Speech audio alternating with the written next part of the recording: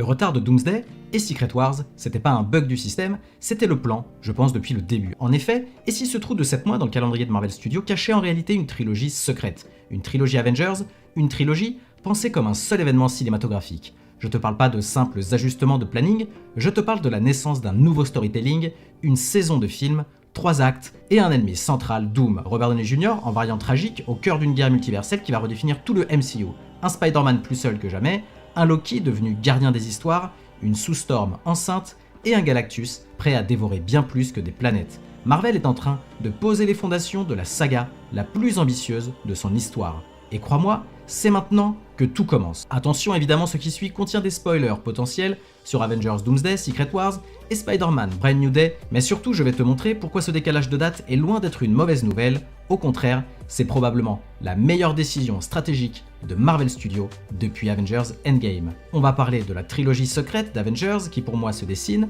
du rôle pivot de Spider-Man 4 dans cette structure, du plan de Doctor Doom, du réveil de Robert Downey Jr. dans un rôle bien plus sombre que jamais, de la nature de Battleworld et de l'incursion finale et de comment Marvel Studios va fusionner tous ces univers en 2028. Préparez le café, installez-vous bien confortablement, je suis Julien et vous êtes sur House of Marvel.